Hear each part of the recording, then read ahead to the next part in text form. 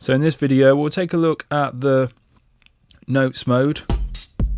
I've got some drums loaded in here.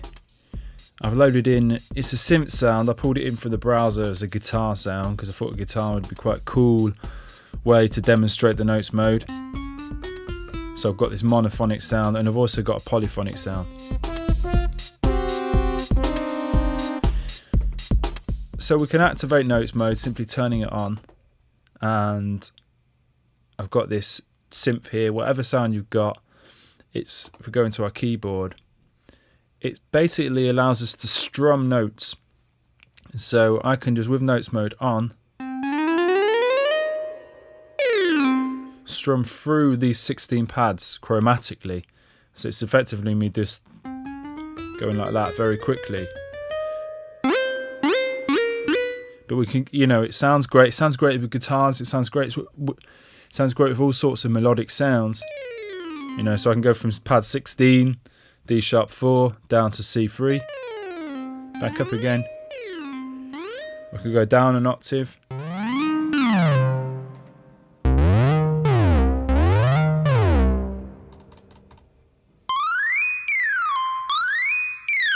So really nice. However, if we hold some notes down on some of these pads, so C, C sharp 3, C3, C sharp 3 and D3, now it will strum between these three notes. I'm going all the way across the touch strip and it's just doing those three notes, whereas previously. So we can create some really cool melodic sounds using this.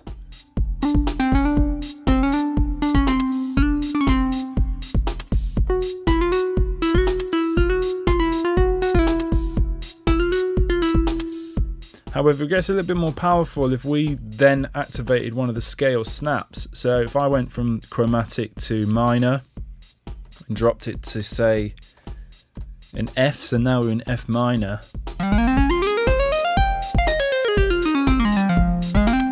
It's only playing notes from the F minor scale. So then I could just go and hold these 4 pads down. It's just strumming between those notes.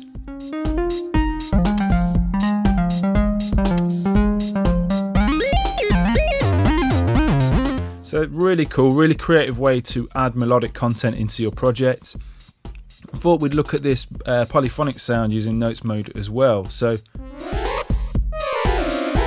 working in the same way, but I could activate the chords on this polyphonic sound. This is monophonic sound, so it's only going to play one note at a time, so chords, it's not going to make any difference. But with a polyphonic sound, activate the chords and let's go for a minor chord, or even let's just snap our scale snap to minor and drop it to F minor as per the other sound.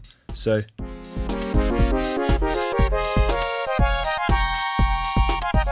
strumming through the different chords according to the chords that we set in here. So I could change this to 1, 3, 5 and 7.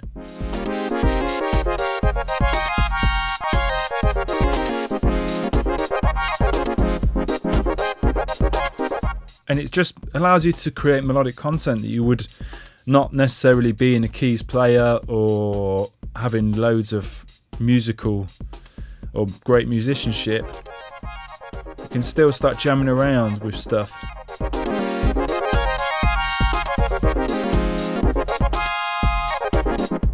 So really cool, really creative. If we went back to this monophonic sound that we had here and go up an octave,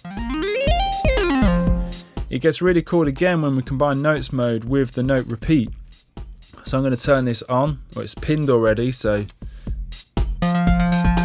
now I can press on this notes mode, I can press on the touch strip. It triggers the relevant note on my keyboard, as it did previously, but with the note repeat on, it triggers it according to the arpeggiator settings. And then we could combine this again by holding some notes.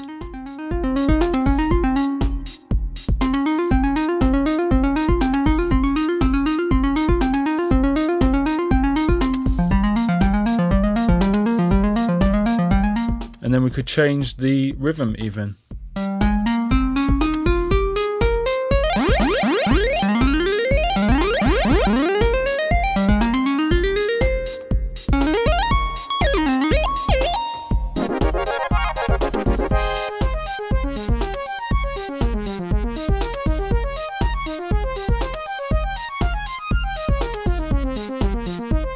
So this gets really powerful. It's really cool anyway, but when you combine it with stuff like the scale snap and the note repeat, it gets really powerful and really fun and creative to use.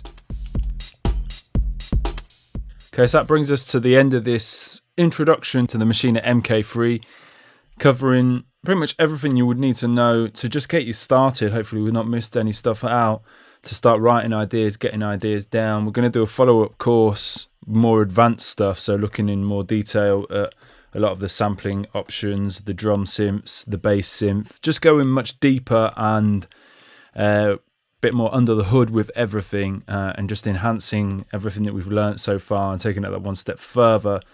But there's so much to cover, it was easier to just break it down into 2 courses, and this introduction just gets you going and just gets you familiar with everything on the MK3 controller for you to just sketch out ideas and start writing some music. So I hope you've enjoyed this series of videos. Any questions you've got, get in touch with us, and thanks for watching.